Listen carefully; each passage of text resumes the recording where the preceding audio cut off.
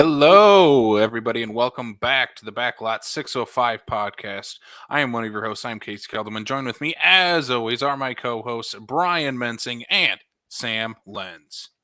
What's up? How's it going? What is up, boys? We have a brand new month. I think I figured out why we're doing this month. Please tell me. Last week was April Fool's, and it's a day for yucks and laughs, and we thought, why not make an entire month out of it, talking about one of the most yuck-worthy and laugh-worthy directors of all time, Mr. Mel Brooks, The legend. Also, I really wanted you guys to watch Dracula Dead, loving it. Yeah, and we're doing that. It's both of those reasons. Because clearly that's the excuse we needed to have to watch Dracula Dead and Loving It, is we had to do Mel Brooks month. No, you probably could have found multiple reasons to get us to watch that show. Probably. But Mel Brooks month was the best way. Yeah. Well, we're going to be joined this week for our first episode on Blazing Saddles, very early in Mel Brooks' career, and we were joined by a returning guest, longtime guest of the show, fellow Sioux Falls, South Dakota podcaster, Mr. Dave Holly of the Dave Holly Hour. Dave, welcome back. Well, thank you. Great to be back with you guys. Always enjoy talking about the films, and you're bringing up one of my favorites, Blazing Saddles. One of the funniest. Oh no, did we lose him? Oh no, we lost Dave right away. Oh no. The technical issues of doing. He's back, ladies and gentlemen. I'm fine. Yeah. Did you hear me say that Mel Brooks is, great, and that Blazing Saddles is one of my favorite movies of all time? Yes. Because it's an utter classic. Funny. Yeah, no doubt. And the other thing is, it's also undoubtedly the most politically incorrect movie of all time. Oh, trust me, you watch it nowadays and you realize that there's so many things about this movie that we would not get along. What studio would put it on? We get some movies nowadays that are definitely on the nose when it comes to certain things, but there is clearly a fine line that this movie travels so many years later that we have to understand it as a product of its time and understand the humor of its time and not take offense of the humor of its time. Right.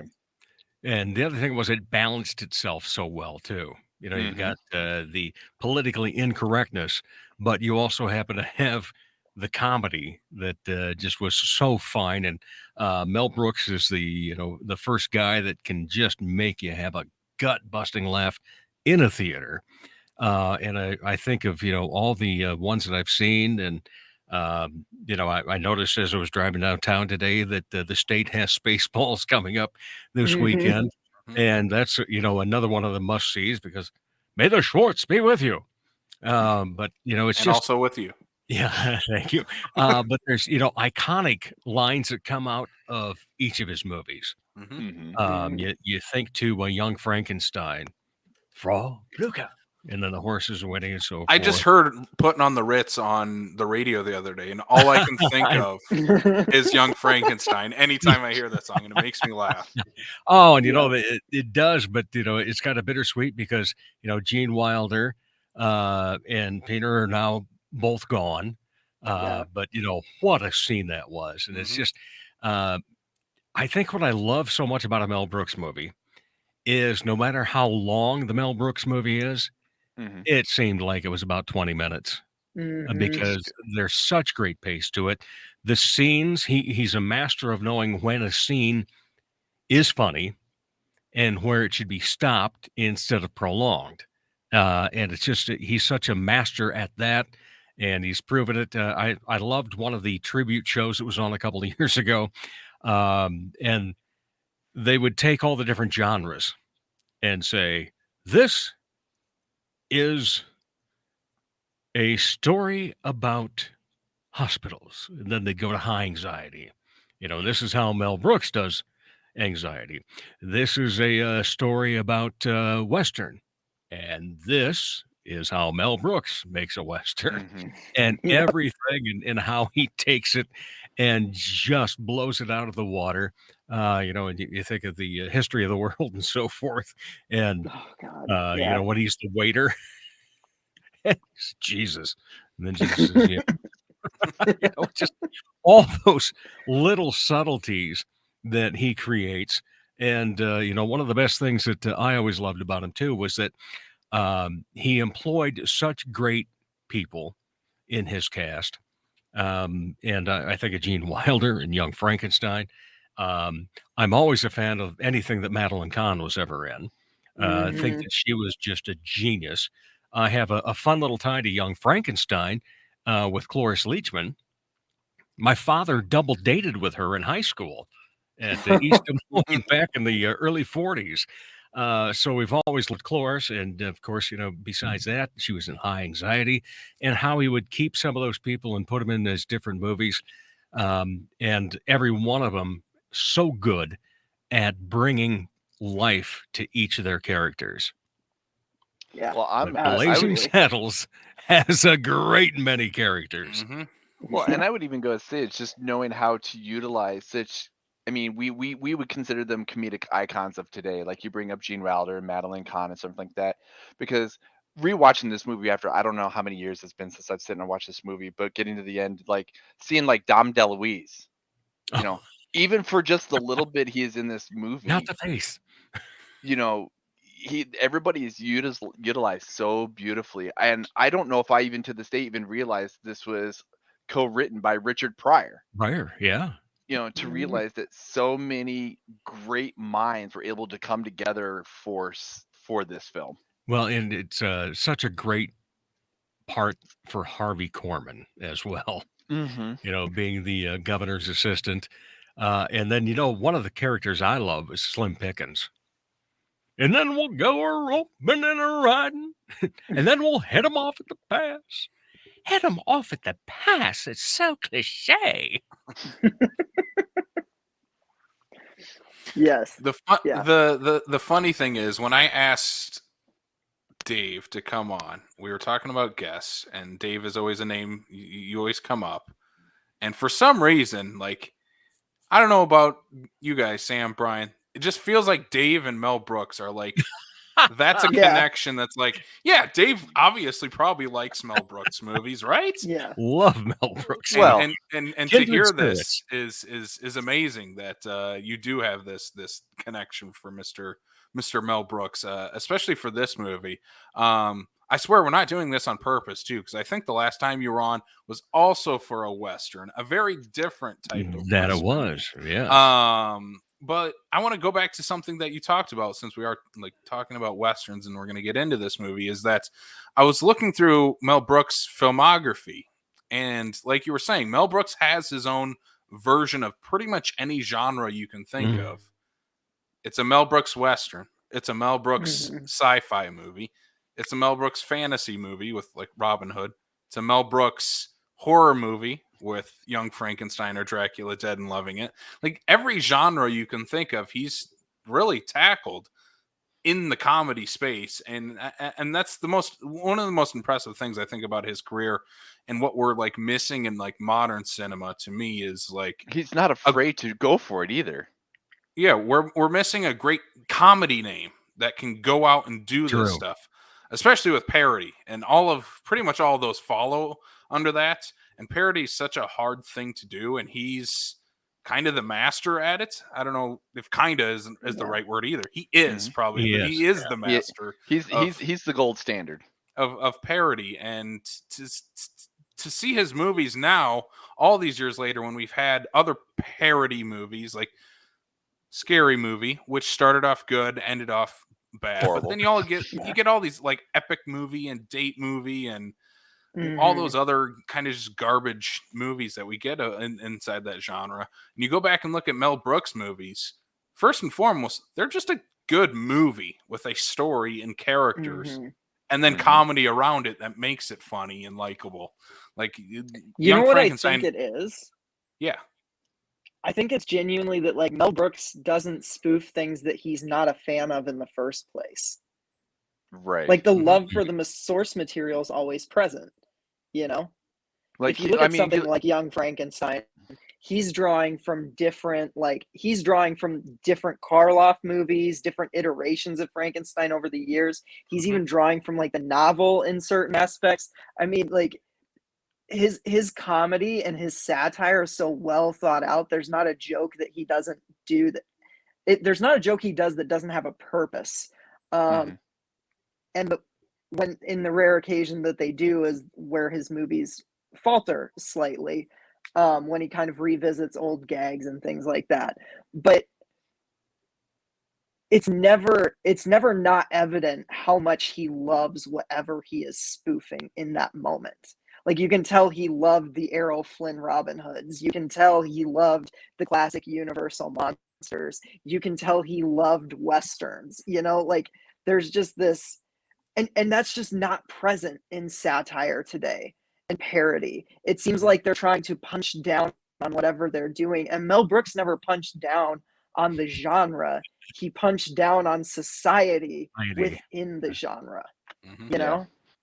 Yeah, I would say the Wayans were attempting to try, but I think they did what you're saying there, Sam, is they were kind of making fun of the genre, whereas Mel Brooks wasn't making fun of the genre. He was kind of saying, I appreciate this genre, I'm just gonna make it funny. Because I mean, I think of like when you brought up Spaceballs, Dave Holly, which is one of my favorite Mel Brooks movies of all time, is you can clearly see the inspiration of Star Wars. But he's not making fun of Star Wars in the way that a scary movie like the Wayans brothers would have maybe done a Star Wars movie. He's taking the things that he thinks was funny within the movie and then making his version of basically Save the Princess kind of, movie around it. He just, you look at a Western, he's like, I'm gonna make my own Western. I'm gonna make mine, and how can I make mine different? How can I make it funny? But I'm making there's nothing. This isn't based off of any story that I'm aware of. This is just sheerly out of the brain of the collaborative effort of everybody that wrote this. And what he does great is just take these simple stories. Like, he's taking the Star Wars is like the hero's journey, rescue the princess. I have a sidekick. He's taking all these simple stories, whereas this movie is a new sheriff comes into town. The people don't like him right away. No. He eventually wins them over, and they have to chase off this bad gang.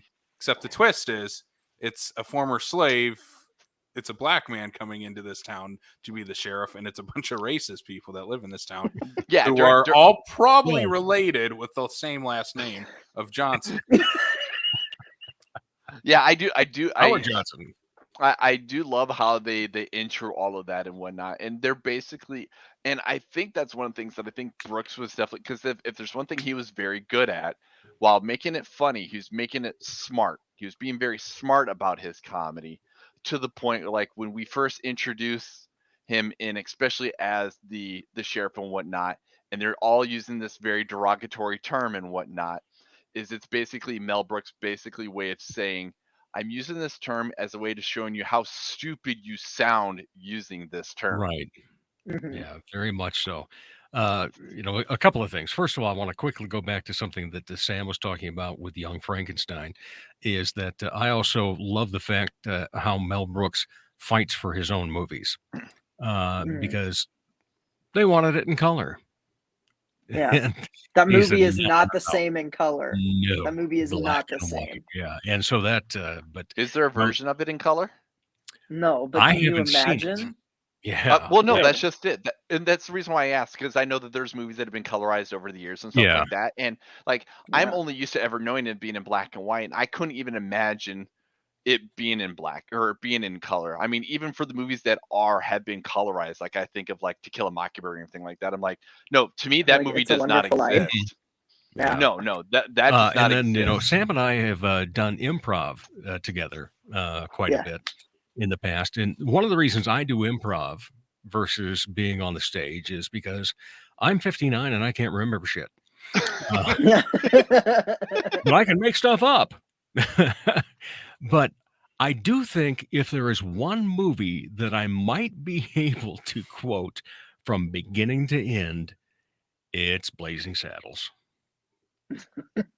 You know, it's just got Yep. so many lines. I mean, all his Mhm. movies end up having Yeah. great lines to come out of them.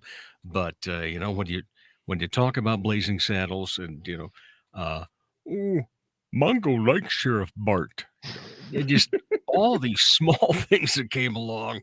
Yep. And oh, forgot to wash after the last meeting, didn't you?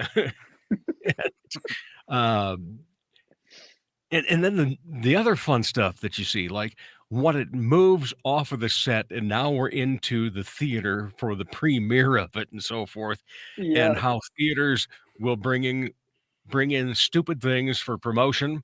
So Mhm. there's live cattle Yeah. out in the area that you're getting your treats. And then, you know, what he says, oh, he had very small hands, you know, when he's looking over top of everybody in the cement in front of the theater. And I just get such a charge out of small things that, you Mhm. know, the first time you watch a show like Blazing Saddles, you're going to laugh at the jokes. But you'll laugh so much at the jokes that you say, I got to watch that again. And then once you start watching it several times a year from age 14 to 59, um, you pick up on all the small stuff and it's like, oh, wow, that was so clever. And that's what makes this an extra special movie that I Mhm. do continue to watch every year. And just anytime it's on, that's one of what I call a default movie. If you're Mm. flipping through the channels, no matter what point they are in the movie, and no matter how many other channels you have, you stop and go, Blazing Saddles is on. I know what I'm doing for the next hour and a half. Yeah. And so that's just, it's an automatic on the chart for me for a default. You say that, and the first thing I mean thought of is there's probably a few channels that are probably like, we can't play this on TV anymore. Somebody's going to get offended and report us to Right. the FCC. Yeah. I'm trying Yeah. to So remember lots of streaming. when HBO Max launched, was this one of the movies that they're like, yeah, we can't have this? Because when I went to Oh. go watch this, I looked on Just Watch. It said it was on HBO Max, and it wasn't. So I had to go to Vudu, and Vudu was acting like Dave's internet and not letting me watch anything. So I had to wait like 5 hours before I could finally watch the movie. But was this one of the HBO Max like movies they took off? It must be, because even as of when we were prepping for this, it's still on Just Watch for HBO Max, and it links over to my HBO and tells Yeah. me There's that a lot of that I'm now. And, offline or something like that. And I will certainly say, unless it still balance is it or out, you whatnot, know, it do we have, you know, a reason that we have to take something off, but it's still art that was produced?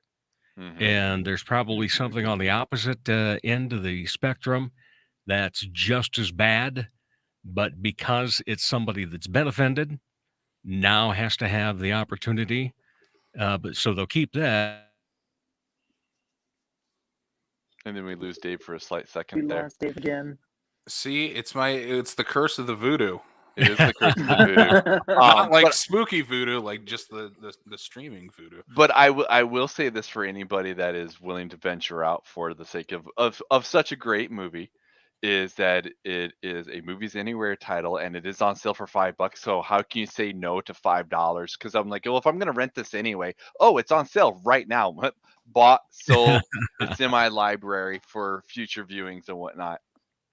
Yeah, Yeah. the controversy behind this movie is kind of perplexing because it's really not that bad. Well, no, No. it No. Even it, in the it context of like everybody likes to say, "Oh, look at it when it came out, what the culture was like." Even for mhm, 1974, it's not that bad of what Mel Yeah. Brooks is doing in this movie, and it's for parody. He's not condoning Mhm. this. Like, hey, yes, go be a terrible person and call people this terrible name, mhm. or himself, which is not uncommon for many actors to do, to play a person of a different race. Look at any Adam Sandler movie of the last 10 years. Hello, Rob Schneider. Mhm. Yeah. Right. We're still doing this today. I'm not condoning it, and I don't think Mel Brooks is either, but it's just you have to understand the context that these movies are in, and that's very kind of confusing for us as a culture at where we're at now, almost 50 years removed from Blazing Saddles, and that it's not Oh, even on the Warner Brothers streaming service. does that Yeah. mean Well, that it, we're gonna have a 50th anniversary oh, DVD I'm sure we'll that'll get come out in a a couple nice years? fancy big box set from Yeah, Mr. Mel Brooks on this. that'd be Well, awesome. and that's like what I like I said earlier, and that's where I agree with the confusion with it and whatnot. Is yes, it's a product of its time. Any of these movies from years past and whatnot, hell, even something from 20 years ago, 25 years ago, they're a product of their time and whatnot. And you have to give a little bit of a lenience to that to an extent, but at the same time, too, like I said, the way that certain terms are used in this movie are a product of its time, and b, he's using as a means of basically showing you how stupid does it sound because of how we're using it. Yeah. It's This movie's funny. heart is in the right place. That's the Mhm. Yeah. thing. Like, it's coming Exactly. from a good place. It's Yeah. taking a very firm stance against a lot of the behavior displayed. And I think that's what makes great satire, is when it's, like, it's gonna piss some people off, but also like sending the right message, It's or not at a mean least spirit. trying It's not a to. mean-spirited movie at all, and I think that's kind of the Yeah. big difference. Where you look at even a decade later, the '80s, like '80s comedies especially, like they still going back to those is harder for me than going back to like Blazing Right. Saddles, because those feel a little bit more mean-spirited, like where our main characters are making fun of certain Yeah. minority groups or ethnicities or people's sexual or orientation. Like those movies feel more mean spirited, whereas like Sam, you said Mel Brooks he's doing it in good spirit. He's not Mhm. condoning this type of behavior or actions, and he's doing it for more so to show how stupid these people are, so we can tell other jokes of how stupid they are that Mhm. don't have to deal with how shitty of a person that they are. It's just no, they're just an idiot, and now we're gonna laugh at this idiot who needs And his frog in his bubble bath. Like that's That's the joke. We need to set up he's a bad person to make fun of him while he's in the bathroom. true. Yeah. Well, like I Yep. think of it like the little old lady that gives him the food and whatnot. I'm sorry I called Right. you that nasty name, but I need your help now. Yeah. yeah. Well, Yeah. Brian, you were talking about the time frames and so forth, how we look at things. This year, I decided to read one of the classics, and I picked up the uh, the old man himself. Kind of had a nice beard. Getting it? Figuring it out? No. Oh, okay. Is it you? Did you Well, write a he book, wrote a Dave? book Did you called write The a book Sun we didn't know Also about there, Rises. Dave? No, that's on the wish list to do. Things to do. But it was Ernest Hemingway and The Sun Also Rises. And I read that and it's like, no way it could be published now. The language that was in there concerning particular yeah. skin tones and so forth, Mhm. and just wow. And I was really surprised by it because I had never read it. Um, I had other classics during high school and college to read, but that was the first time that I picked up that particular Hemingway, because I'd read some other short stories that he had published and so forth, but when I was reading that, I was just shocked, Yeah. and I Oh, Never no. lose Dave yet again. I blame his internet. I blame Sam's. It's usually Sam's internet. Yeah. It's cursed. It's usually mine. It's Sam's internet. Midgo. Hey, that is my internet. Yeah. Mine too. Mine 3. Unfortunately. Casey? Guys, is there any other internet in Sioux Falls besides Midgo? Come on. Vast. Unfortunately, Vast. not really. But And that's Yeah. not moving very fast. No. CenturyLink. But like again, I think we're all on the same page here of like this movie kind of needs a reevaluation going back to it, because I know chatter for a long time has been, oh, Blazing Saddles doesn't hold up because of this, and that. I'm like, no, it's not because of If anything, those it holds up reasons. beautifully well given the last Because 4 to that- 6 years. Yeah. Yeah. True. Yeah, And I exactly. think If anything, it does just the opposite. It holds up because it's more. I don't want to say obnoxious. The word is escaping me, but to the point where it's so on the nose with some of this stuff, it doesn't sugarcoat it. It tells you exactly how it is, to the point where the reason why people are upset or concerned, whatever the case is because he didn't hide it. He didn't try to hide it. He made fun of it. He made fun of it in the right way. Yeah, and Yeah. I mean, this is 4 white dudes talking about another white guy's product, but I'm gonna go out on a limb and But say this. also an ethnicity Well, that knew about, different slurs and so forth, well, being yeah, exactly. Jewish. Mhm. Well, that's gonna say is, I mean, we're coming from the Jewish, the Jewish, very very well known that he's one of the funniest Jewish guys that Mel were ever Brooks is around. Jewish. What?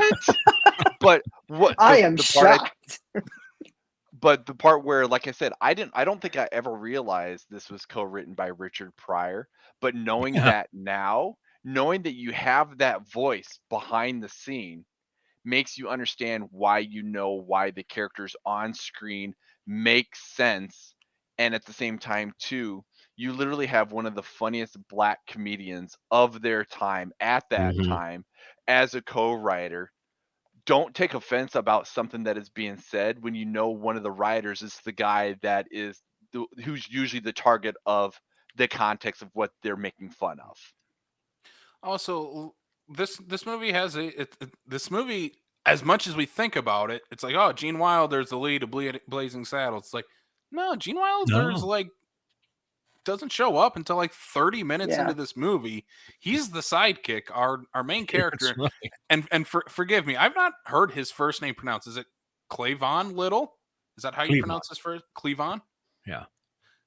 He is the funniest person in this movie, bar none. He He is. is Very so true. funny. His introduction to when he rides into town is one of the funniest scenes ever, where he pulls the gun on himself and is playing both parts of the man that is trying to take him captive and the person getting kidnapped. It is one of the funniest things ever, and You better listen to him, he's gonna do it. you kind of feel like the townspeople at that point, like, oh my god, what do we do? Like, is this real? Yeah. Do we go Well, along with it? Do we need to help and him? especially, with the whole ruse of why he was sent there was Mhm. so that Harvey Korman's character could move the railroad for a better benefit to him. Mhm. Yeah. And everything that takes place to get to that point, I can't think of the actor's name because he's not credited in the film, and I've had to look him up a few other times. But he's the hangman, and Mm. excuse me, and he's like, "Oh, I don't think I could fit him in today. I'm all backed up." And then the next scene that you see is he's got a horse on the platform that he's going to hang. And, I love all that small stuff that comes in. Yeah. Yeah, absolutely. I think one of my favorite moments is when Cleavon Little does his best Bugs Bunny impression with Mongo. Like that scene, I'd forgotten that scene happened. I hadn't watched this in a few years, and I'd kind of it had slipped my mind. And that scene came up, and I died laughing again. That to me is just one of the, I don't know. That's company crossover done right. You Right. know? Mhm. The great thing about Brooks is that he stuck to the rule of three. Most comedians and people that are trying to make a great comedy anymore forget some basic rules. They try to extend it way too far and try to have hit after hit after hit with a joke. But, you know, the rule of three is either expected, expected, unexpected, or unexpected, unexpected, expected. Yeah. And he used things like that so cleverly. Seen, the expected, and then all of a sudden, boom, there's the gag that hits you in the face. Mhm. Mhm. Yeah, it's a brilliant constructed joke because up until that point, you're not expecting anything out of the ordinary from a typical Western. You're expecting him to like swagger on in there with his gun, and he comes in a candy graham outfit. And it just from there, I don't know, that scene just cracks me up. I don't know what it is about it, but it's Mongo. just, it's my favorite part of that whole movie. But that's also because I'm like a massive Looney Tunes fan. Maybe, I don't know. Probably. I got a kick out of, like I'm looking this up. I'm like, okay, so I mean, clearly there's all these people of notoriety in this movie that went on to have these huge careers, and he absolutely steals the show as the sheriff in this movie. And I pull up and I'm like, how did he not have a bigger career after this movie? Like, he would pop up here and there and whatnot, and doing a lot of TV and whatnot. Like, why does this man not have like the massive career off of this movie? Like, I couldn't picture anybody else doing this movie outside of it just being Richard Pryor writing and starring in the movie. Mm-hmm. Yeah. Well, I was gonna say Richard Pryor happened became a movie star pretty close to this movie coming out, like right after this too. So, and again, looking at context of the time, where I say I think this movie is progressive, that we do have a black male comedic character as the lead of this movie, who is the funniest person in this movie. That's kind of relatively unheard of during mid to early 70s, and then kind of 80s we start to pick that up a little bit more with Pryor, and then Eddie Murphy is, we kind of haven't looked back since then. Obviously still have a ways to go, but I think that's part of it, is that just the time of when this came out. Because you even look at other Mel Brooks movies that come out after this, they're pretty predominantly white casts in all of those movies. So I think that's an unfortunate side effect of just the time that this movie comes out, and that it's kind of this lightning in a bottle moment of, this is the story we're telling right now. This is the actor who can best portray this, and he does such a great job at this. He's so good, and going like toe to toe with Gene Wilder, who to me is one of the great comedy big screen actors of all time. He is just so good every time he's on the screen. In my book, the greatest, man. Just man, I just don't think anybody's ever topped Wilder. I really don't. But yeah, and he's so good with everyone. I think that's a big thing with Gene Wilder, is that he plays well with so many different people. Like, you think of Gene Wilder teaming up with Mel Brooks for a lot of these movies, but it's not always the same people Gene Wilder's working against in all of these. Right. But he does it so well. And like, obviously Willy Wonka is one of my favorite movies ever. And that's like, again, working with this relatively completely unknown cast besides Gene Wilder in that movie, and he's elevating everybody around him. And I think he does that in this movie, especially for Cleavon Little. Like, he lifts him up too. He's a nice support, a nice anchor for him to really shine in this movie. Well, I think one of the things that Mel Brooks is just really good at doing when he was building his movies out was finding the right cast for regardless of their race or whatever the case is. Do we have some movies that are more predominantly white than others? Absolutely. But that's also, again, a product of the time of when the movie was made, kind of thing. Because, you made mention about predominantly white. The first thing, my mind immediately first went to Robin Hood, because I'm sitting there going, wait a minute here. I was like, this is a movie that's got Dave Chappelle and has Isaac Hayes in it, kind of thing, in roles that would have normally been a white man's role. And he's like, you know what? Dave Chappelle's funny. I'm going to put Dave Chappelle in my movie. So I just think it's a matter of, whatever movie he was making at that time, he was finding the right people that he thought would work well with each other, and regardless of what their backgrounds were. Yeah. I want to bring up something for you guys. And maybe this comes out of shock as are you how gonna much get I'm heavy praising on this us? movie. No, I don't love Blazing Saddles. I respect it and like it a lot. And one part of it that I want to get your guys' opinion on, and maybe you guys will sway me a little bit more, is the dance number about halfway through the movie. For me, it kind of like slows everything down. What's your guys' take? And I'm blanking on the Which character. dance number? The dance number. The Madeline Kahn's dance number, like halfway through the movie. Lily von Stoop. Yeah. Oh God, no! I love think that it's just part. the fact that it was, first of all, a bit of an old saloon girl type feel to it. So that made sense. But, where the Nazis come marching in and so forth, I think that was just more a Mel Brooks, I'm Jewish, and I'm going to get back at these bastards. Yeah. It is not the only movie he's done that in. Yeah, it doesn't But, lose anything you for me didn't at like that that? point.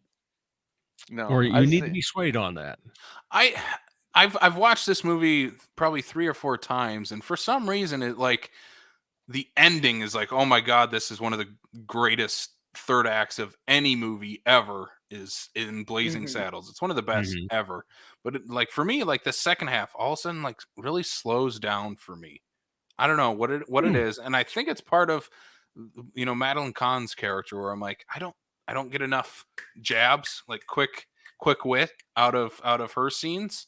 And it's nothing against her. I think she's really great in this movie. It's just I'm not getting enough of like the comedy I'm wanting, and I know it's completely on me. It's blazing freaking saddles, guys. It's one of the great comedy movies of all time. But that's just me. That's a you thing. And I think it's a great scene. And I think it's something that, again, we talked about it earlier with other comedies nowadays, or spoofs especially, they're not going to have a character scene like that where we do kind of slow the movie down a bit to have this musical number, because it makes sense in the story, in the time that we're in the town that we're in. It all makes sense. Like, and I think that's a big part of why I still respect the hell out of it, is like, this is still, it's a movie. Like, that might just sound like No, the it's most like the lame way of saying it, but it's an actual movie. It's the cinema. story and plot and characters. Yeah. And Yeah. it's not just gag after gag after gag. It's not the joke just to throw a joke out there. There's actually some substance to it. Yeah, I love a lot of the Madeline Kahn scenes and so forth. First of all, the dance, the old salute, except, it's kind of funny because here's how Mel Brooks does a Western differently. She's not dressed like a saloon girl. She's dressed more like she's the mistress of ceremonies for a big gala. So that's where he makes his version of a Western, but still that's what he's portraying is Old West saloon type shows in small theaters. And see, I love, the 10-gallon hat joke. I love the get your feet off. Hey, what's her name? Tex. Oh, Tex. Love the accent that she does. And then, when it comes to trying to woo the sheriff later on, and then she wakes up and he's ready to go, and then he, oh, sorry, 15 Schnitzengruben is my limit. And then gets over then back to the jail. And there's Gene Wilder. Oh, look what the cat drug in. And then all of a sudden you see it go, oh, and just all of a sudden he's had his night of fun for sure. But, just some of the lines that Mel Brooks gives Madeline Kahn in that. Oh, he's such a nice guy. And, and then prior to when they actually start, I'm going to slip into something more comfortable and so forth. Oh, a wed woes. How romantic. Yeah. And then the whole interaction that, Harvey Carmen has with her too. Oh, Lily legs. And, just slobbering all over her. So I thought that all of that, I won't say, was glued to a movie by any means, but I thought it was good to have it in there. And, especially more so in the fact that what Harvey Korman's character was trying to do by moving the railroad and so forth, he was thinking that this, bodacious lady was going to break the sheriff, and then they wouldn't have to worry about the sheriff. And it doesn't. It backfires on him. Yeah, I love this part, but that's just because Madeline Kahn just has this there's just something about her that's magnetic when she's on screen to me. I just think she's one of the greatest comedic performers of all. Like, I put her up there with Gene Wilder. I think she's hilarious. I think she was taken from us way too soon. I really Agreed. I wish there was more of her work out there more widely for people to see. So I relish every scene that she's in this movie because I think she pops.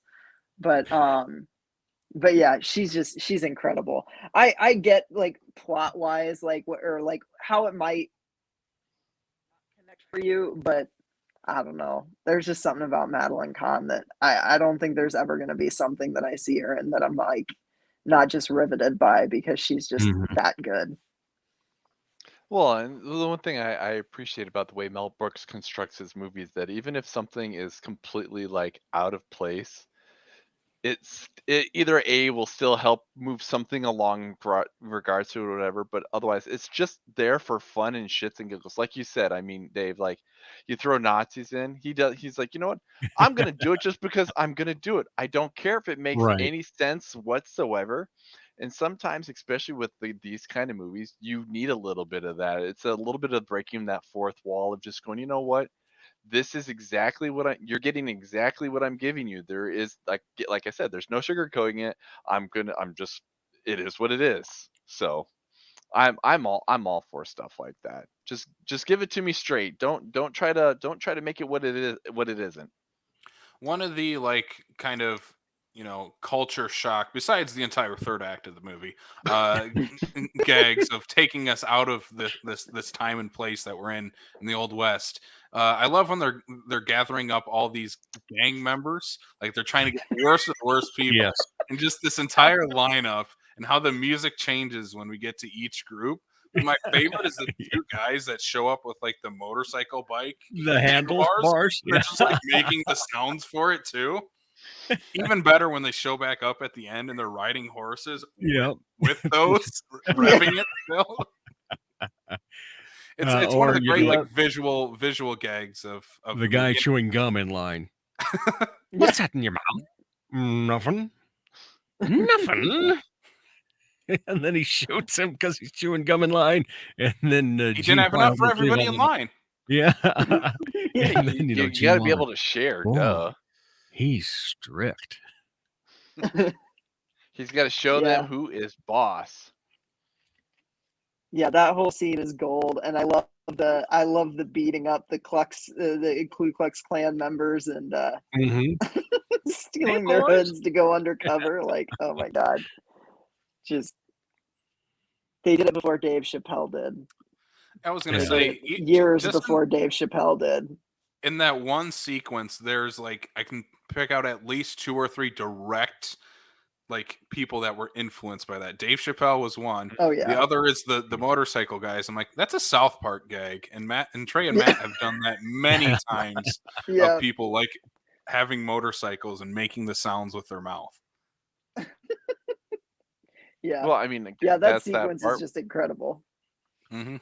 It's the part where a lot of the what you would consider the comedians of today, acknowledging and understanding what somebody like Mel Brooks brought, what a movie like Blazing Saddles brings, and attributes to one's sense of comedy that you would expect somebody like Dave Chappelle. Granted, Chappelle having actually worked with him probably certainly helps with his acknowledgement of how to understand Mel Brooks and whatnot, but you can't watch any of these movies and not imagine that somebody like Mel Brooks has and probably influenced hundreds of comedians throughout the last 50 years. Yeah, and even like the character that always comes to mind with Madeline Kahn, especially with her accent, is the priest in Princess Bride. Like Yeah. they're kind of just doing the same thing, aren't they? Right? Yeah. Yeah. I don't know. Yeah, take that, Rob Every time I hear Reiner. her talk, I just think of Miss White from Clue, though. She's so Oh, good classic. in that too. Yeah. She's so good in that. Let's get to we've talked a lot about politically being incorrect, but we haven't broached on the biggest thing politically incorrect in that farting. movie. Farting. You Yeah. knew it. It should have been cut. They should have got rid of that entire scene. Should not be allowed in cinema. It is a disgrace. I'm completely kidding. It is so damn funny. Oh my. Just again, Dave, you talk about like the rule of three. That one's like, nah, we're not doing the rule of three. We're just Yeah, that keep one they going. did We're instead. keep going because it's funnier if we do. But see, that's also where Yeah. he understands how to make a good comedy and knows to be like, this is that thing where I can push that line, I can keep this going and whatnot because I know they're gonna laugh. I know I can keep pushing this. I know when to be able to keep riding the train, and I know when to get off. Yeah. Oh, Yeah. see, there's He the knows. train. He Has to knows do when with to break the friction. rules. Yeah. Yep. That's for sure. And if there's a man that's allowed to, it's him. Yeah. Mhm. Yeah. The first time I watched it, the two things that stood out to me, one is the farting scene because farts are funny and they always will be funny. But the other is the third act of this movie again of who can break all the rules. Well, Mel Brooks can break all the rules Yeah. of quite literally breaking down the fourth wall of this movie while having the characters build a set that is used in the movie, and then the kind of shock of during this final battle, all of a sudden we're on this soundstage for this musical. It's like what's going on? What happened? Did we skip a reel? Are we onto a different movie now? What's going on? Okay. And just the characters from this movie bursting in through the set. And the commissary scene too. Is so funny. If I had watched this on VHS for the first time, I would have returned the tape. I genuinely think I would have stopped it before it had even gotten to that part because the bit goes on for so long before you realize it. I think I would have turned it off. I think I would have tried to return it.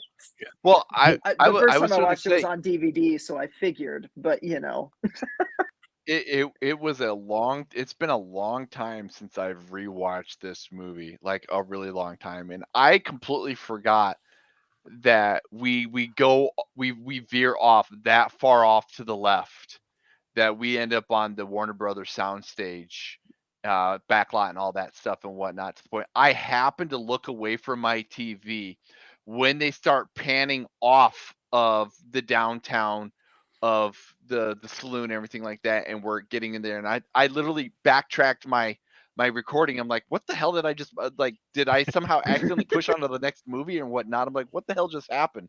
And I'm like, okay, that and to me that makes it even funnier because the point where you're sitting going, what the hell just happened?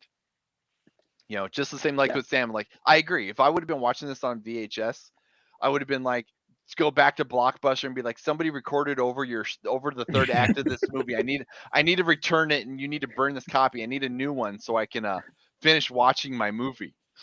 And then you get the next one and go back again and say, damn it, it happened again. Yeah. I think exactly, that it would have happened to me twice. I might have caught on. Well, because that's no when guarantees, also, though. like you said, it shows up in the musical, whatever, and all of a sudden, because again, this is the part where I don't remember Dom DeLuise having that small little part.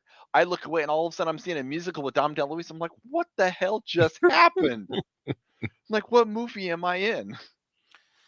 It's one of those moments, like, again, where the first time I watched it and they burst through that wall is like one of the funniest scenes ever to me. Yeah. Of just kind of not knowing, like, what the hell is going on, and then to have them burst through there, and then having not only that, the characters in this musical of whatever Dom DeLuise is filming, whatever that's going to be, start fighting. start fighting with. I want to see the other version where we're getting that musical, and then all of a sudden, an hour and 20 minutes into that musical, all of a sudden these cowboys start bursting through the wall. And start fighting with everyone. I think that's the funniest thing, is that they join in and start just beating the shit out of everybody too. It's so funny that like it's pure anarchy. The end of this movie. It's so funny. Yeah. And a clear moment inspiration for that one scene in Anchorman. Like, I'm not even kidding. Sure. Yeah. The Anchorman news anchor fight, like, that's totally.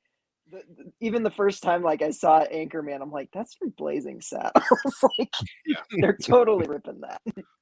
One of my favorite like visual gags is right before they like pan up over the Warner Brothers backlot, is some guy's on a horse and you just see someone else pick up this fake horse and tip it over with the guy on it, and it is so it's so funny. Oh, and then I'd love the irony of the absolute last scene before the credits start. Well, where are you headed? Oh, no place special. Heard of that. And, then they go off riding their horses, and there's a limo waiting for them to take them off the set.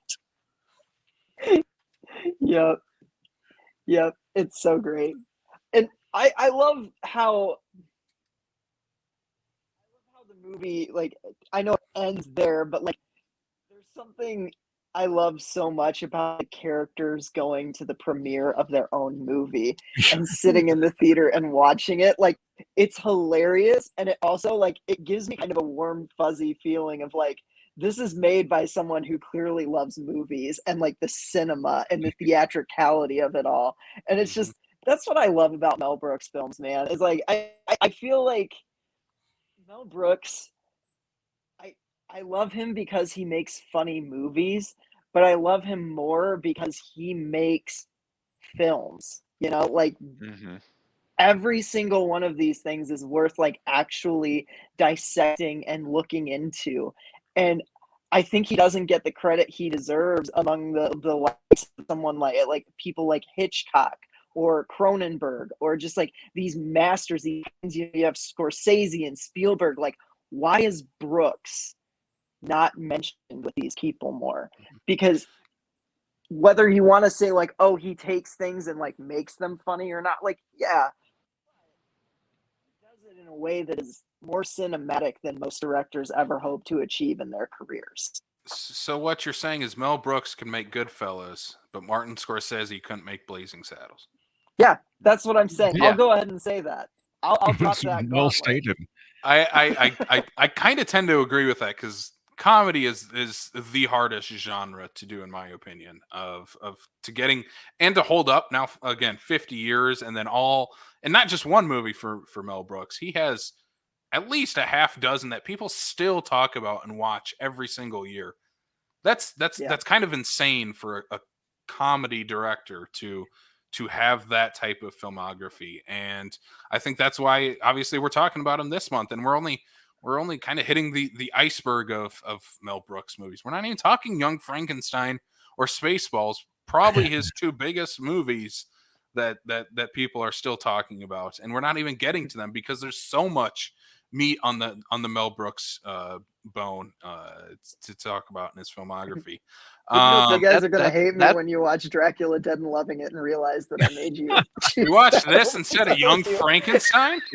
This is that part though, Casey, where we talk about the legacy that is Mel Brooks, but we're also talking about a man who the last movie he made was Dracula Dead and Loving It. He hasn't made a movie in almost 30 years. Not yet. He won't. He's done. I like that. He's making History of the World Part 2. Yeah. That's And all the serious. thing That's that a whole I've always different thing. loved is the fact that he wasn't just paying the rent. Yeah. Some people make a movie every so often. It's got to be on a schedule, boom, boom, boom, boom, boom, so I can continue to have some money coming in and so forth. Yep. He didn't pick his projects that way because he made his projects. Yeah. Yeah, Absolutely. I would agree. But to like what you were saying, Sam, is like, why don't we talk about Brooks the way we talk about some of these other directors nowadays? Anyway, is I think part of it is because he's from an era, basically, the pre-internet era. He stopped making movies, before before social media was a thing, before people were talking about it, because you absolutely you're going to have a couple generations of people who don't even understand who he is, don't understand who Mel Brooks even is, to get that inspiration. They have to siphon the inspiration through people like the guys from South Park, through Chappelle, through the people who came after him, to be able to even get a glimmer of what Mel Brooks was, because he basically is more or less has been retired for 30 years. Yeah. I mean, no lie, like Mel Brooks is maybe, like, he's probably on my Mount Rushmore of directors, to be honest. Mm-hmm. There's not a single movie that he's done that I don't like. I mean, there are ones that are weaker than others, sure, but like, there's not a single movie that I don't watch of his without a big smile plastered across my face. And not just because they're fun, but because they're just good. Like, I don't know. The thing that I've always loved is that, as film buffs, we know whose movie we're going to see. We know who the directors are, the producers, and so forth. The average person that just goes to watch a show that they've been told is really good probably doesn't know who the director is. But when people come out of a Mel Brooks movie, they know they saw a Mel Brooks movie. Mm-hmm. Yep. Oh yeah. Yeah, absolutely. He's one of the few, like, he's an auteur, whether you want to say it or not. Like, he is. He has his very own distinctive style. It's no less distinctive than anything like what Chris Nolan does, what Wes Anderson does, like what PTA does. I mean, Mel Brooks has a stamp all of his own that clearly resonates with a lot of people. And he himself has a personality and aura about him too. One, appearing in his own movies and some of the kind of the most memorable characters. Most movies, multiple characters too. So I think that helps. I'm looking at you. Like, it's not like Steven Spielberg pops up in his own movie for a big, like, dramatic part way through it. No, Mel Brooks pops up in his own movie to deliver some gut punch laughs, and then you're kind of in the background for the rest of the movie thinking about Mel Brooks. So I think that's such a great thing to have as a creator, and shows off how multi-talented Mel Brooks is no doubt. to have him in front of the camera, behind the camera, in the writing chair for all of his movies. Like, it's just a great comedic mind overall. And for a guy who's damn near 100 years old, what a career this man has had, and kind of only just kicks off here with Blazing Saddles. I think this is his third movie, and it's just really uphill for Mel Brooks here on out. Yeah. And he did star in one too, High Anxiety. He had the lead in that. That is the one that I still have not seen, and I really want to. Like I said very early on when we started to chat about the fact that almost every one of his movies has some line that you remember. Well, at the very end, and it's basically a ripoff of a Hitchcock movie, and so he's climbing up to the top of this tower, and finally, and the steps break, so he's hanging on, and he's used all of his wherewithal to get to this point, and his psychologist then finally says, "I know what happened. When you were a baby, you fell out of the..." And then he says, "So climb, you son of a bitch, climb." That's awesome. All right, boys. Let's get to our final thoughts here on Blazing Saddles then. I'll throw it off to Sam. You want to go ahead and kick us off? Final thoughts, Blazing Saddles, and your score out of 5 farts. Because it's no other way to score this movie. That's true. We need actual farts. I wanna. Well, take your microphone and put it below. That. Excuse me. Yeah, just let me take my AirPod out. Oh gosh, I mean, I've said most of my piece on this movie. I love it. I think it's It's one of the greatest movies ever made. It's probably tied with Young Guns for my favorite Western, which I know Young Guns isn't everybody else's favorite Western, but I love that piece of cheesy 80s goodness. Brat Pack for life. No, I love this movie. I think everybody that shows up to this set knows the assignment. This thing looks gorgeous. Like, I was surprised at just how beautiful this movie genuinely looks. Like, rewatching it, I'm like, I keep saying it. I'm a broken record, but this movie is so cinematic, and I love it. I just there's such a craft here that is just unparalleled in today's comedy movies. Unless you're talking like Game Night, which was surprisingly just a really well done movie on top of being that's the closest thing I can think of to a Mel Brooks movie in this day and age is Game Night. And it still doesn't even come close to this. I think I put on Letterboxd like 4 out of 5, but I was probably like half asleep when I did it. So 5 out of 5 from me. 5 out of 5 farts. It's definitely a 5 fart movie. It's a 5 farter. Yeah, it's a 5 farter. So I love this movie. Well, Andy Hiller uses tacos, and tacos lead to farts. Yes. We're just grasping on to Andy's star taco rating now. We're the back end of it. He gets the good side. Gross. I'll be the fart on this show. I gave it 3 out of 5. It's probably towards 3.5 for me, just because I respect the hell out of this movie. Like I said, the second half for me drags a little, but the third act is one of the greatest third acts of any comedy ever. It is so good, so funny. So many great gags in this movie, and such a highly influential movie. I think that's kind of one of the big things that really stands out, is how many people were influenced by this movie, and going back to it, like we said, almost 50 years later, and how well it still holds up as just a great comedy.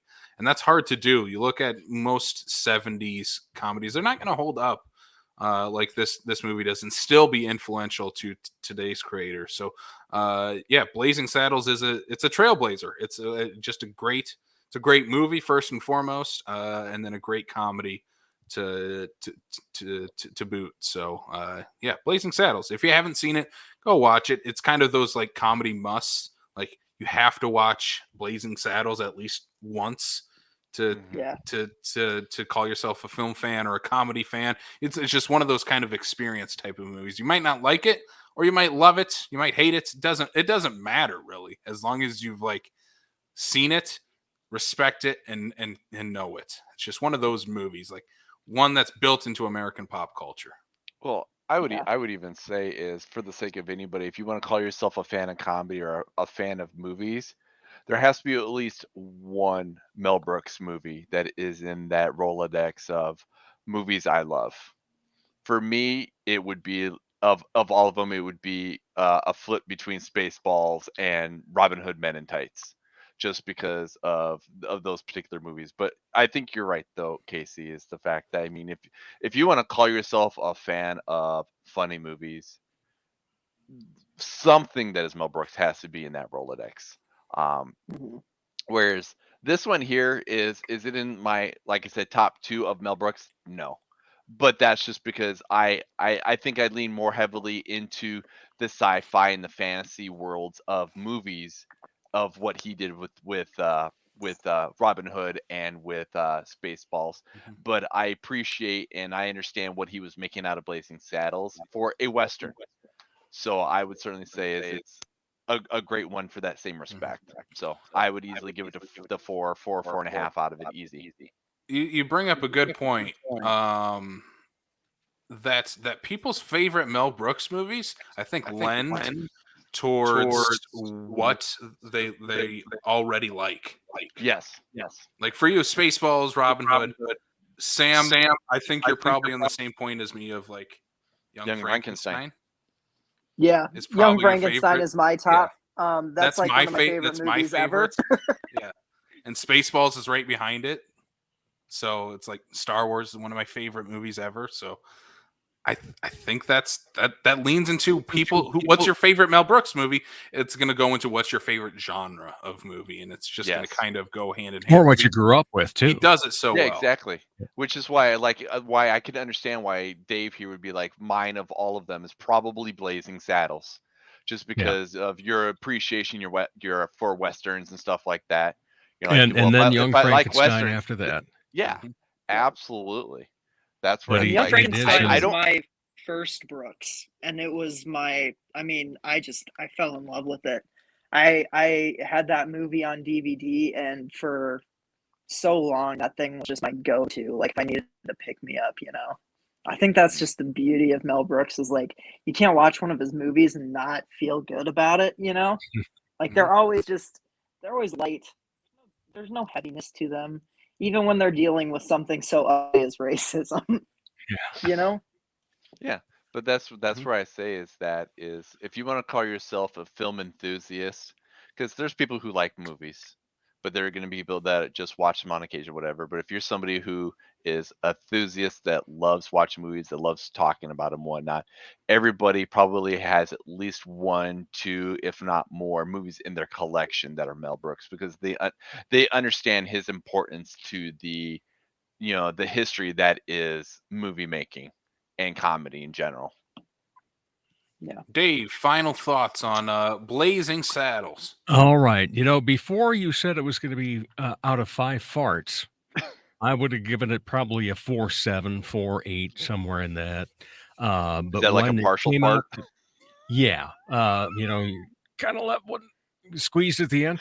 But You have to pinch it off so more when you doesn't come labeled it, out. it had to come out as farts. Then it's like, oh, this is a 5 fart movie for sure. Because you're going to laugh at the farts.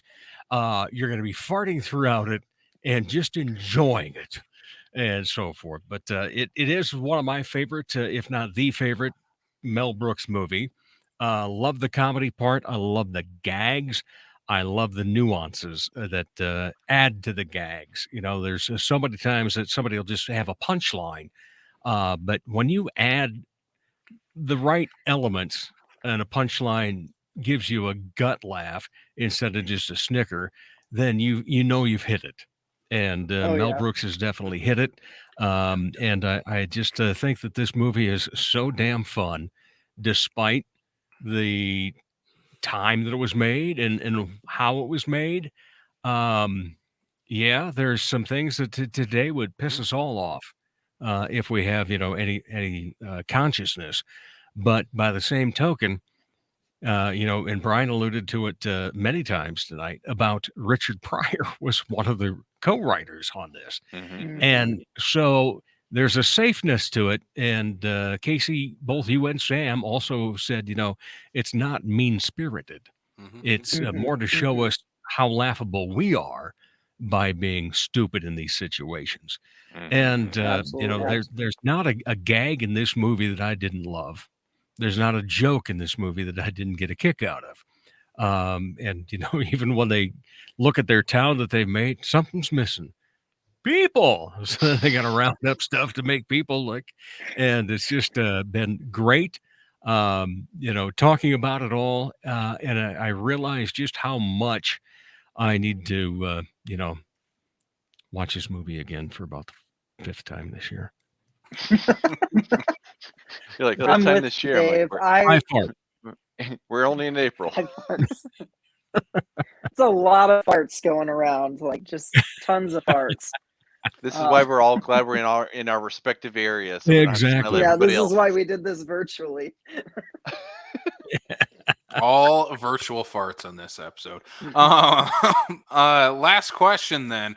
If we're gonna rewatch Blazing Saddles, or tonight, Dave, when you watch this again, if you guys are gonna watch Blazing Saddles again for the millionth time, like we all have, what movie are you going to pair it with?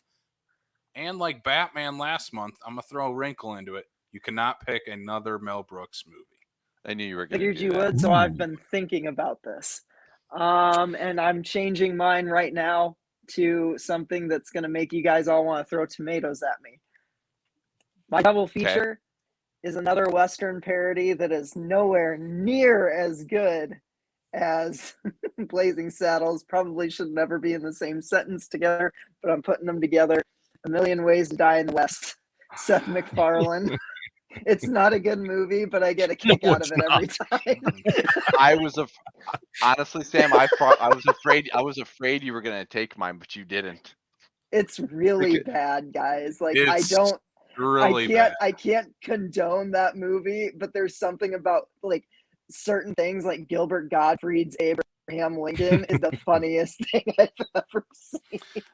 It's just like, I don't know. There's things. The movie opens with one of my like favorite jokes that stuck out. Nothing else stands out in that movie to me, but there's one joke in the opening where it shows like these black and white pictures of like, you know, frontier times, and it shows this lady, and it's like, this was Miss America in the 1800s. Holy shit.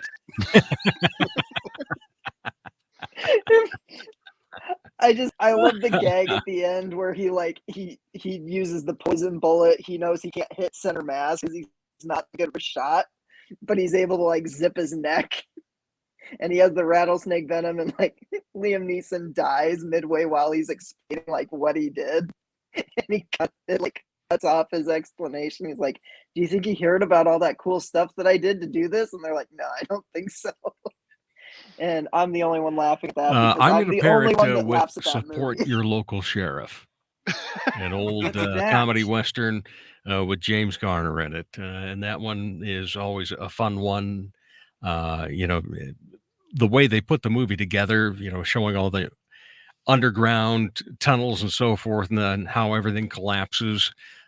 Just a fun thing, and it kind of holds a special memory for me because I think the first time that I ever saw it, I was visiting my sister down in Sioux City when she was in college, and I'm 12 years younger than my sister, so that was kind of a cool thing, you know, and seeing that, and boy, that was back at the Orpheum Theater in Sioux City, which is just a gorgeous place anyway.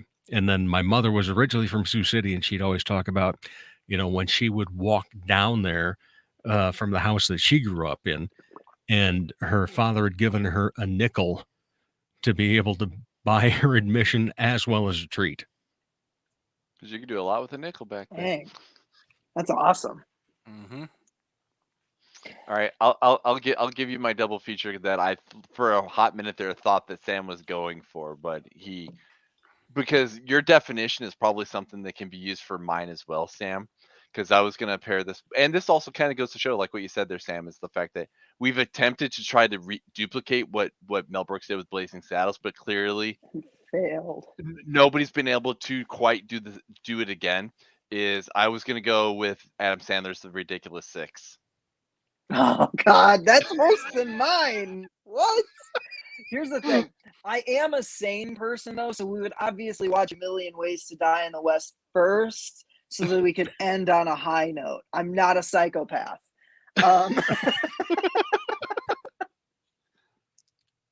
But yeah, Rob Schneider, the Schneider strikes again. This is the first time where Casey's gonna be like, I'm not gonna put in an Adam Sandler movie. No, not especially not Ridiculous. Not that one. That one's awful. Even for my taste in Adam Sandler. Oh my God, no! I gave The Wrong Missy 3.5 stars, and I think The Ridiculous Six is bad. The Wrong Missy rules. It does. Mine. I'm gonna go with some names that we mentioned earlier too. I'm gonna go with Trey Parker and Matt Stone's first movie, Cannibal the Musical, to follow up with Blazing Saddles, set during frontier times, and again has that influence of Mel Brooks in it that you would see once they do South Park a few years after this. But this is definitely the one you watch after. Because it is a trauma movie, and it opens with, well, the title of the movie. So yeah, Cannibal the Musical, Trey Parker and Matt Stone, legit great musical. I think it would pair well with Blazing Saddles. I put that on my watch list. I didn't know this was even a thing that existed. So really, yeah. Yeah, Cool. you'll love it. It's legit great. I feel like I should pick a better one for mine now because you and Dave actually get Game Night. Game Night's my double feature because it's a really good comedy. Game Night's a great movie. It really is. Like, it's the first studio comedy in a long time that I was like, this is a movie. Like, this is a film, you know. And so yeah, I'll change mine to a better one and say Game Night. Go watch Game Night after you watch Blazing Saddles. So thematically, they have nothing to do with each other. hey, if you're gonna do Game Night, we'll go back to the Western and we'll pair it with Power of the Dog, and we'll have the Jesse Plemons connection. The Jesse Plemons, yeah. When is Rachel McAdams gonna do a Western? Waiting for that. You might be waiting for a while, Sam. Maybe she'll star in the sequel, 2 Million Ways to Die in the West. I hope on not. that She's note, so much better than that. Let's wrap this thing up. No more Seth MacFarlane talk on this show. All right, let's get to the plugs for us. If you want to hear this and you want to hear Sam talk about Ted and Ted 2, you can find us on Apple, Spotify, Google, Stitcher, Amazon Music, and on YouTube. Brian, where can they find us on social media? They can check us out on Facebook, Twitter, Instagram, and Letterboxd HQ, all at Backlot 605. You can also check us out the South Dakota Film Community Group on Facebook. Join the conversation. Film lovers, film enthusiasts, people who probably love Mel Brooks too. Join the conversation there. Where else can they check us out, Sam?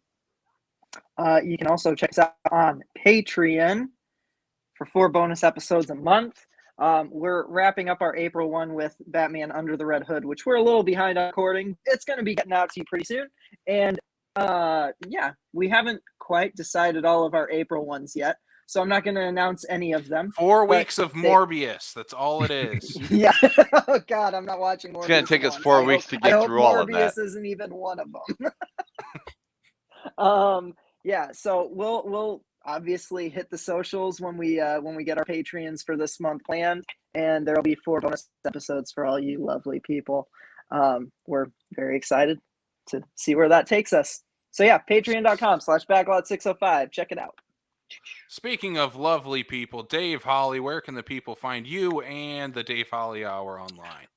Dave Holly Hour, it is available on Apple Podcasts, on Amazon Music, on Pandora and Spotify, also podbean.com.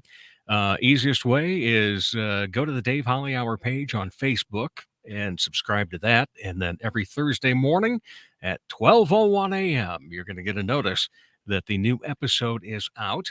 And also davehollyhour.com, and that'll get you every episode that I've ever had. So that will be, as of this coming Thursday, 124. And Woo! So Nice. still behind you guys, but always will be. And then Instagram, Dave Holly Hour, and also Twitter, Dave Holly Hour. Awesome. Go check it out, people. You want to know anything and everything about things going on in Sioux Falls, Dave's the man to listen to. Always a pleasure to have you on. We can't wait to have you back. Yeah, thanks, Dave. And I know we say this every time, but we got to talk baseball movies sometime, Dave. Yes, we do. It's just not another Western.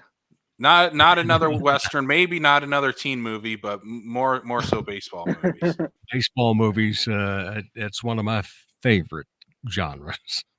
It's a kind of a broken down genre, but man. Any reason to get Casey to watch movie about baseball? Western baseball. I don't know if there is a Western baseball movie. There should be. There's a horror baseball movie, so maybe I don't know. Yeah, I guess we'll kind of wrap this thing up. Shout out to baseball. It's almost opening day, so I guess that's what we're going to leave it on the 7th. Shout out to baseball the day after this episode drops. So go Cubs, go! Hey Chicago, what do you say? Cubs are gonna win today. Thank you all for listening. Go Cubs, go! We'll check you out next week. See you. Bye.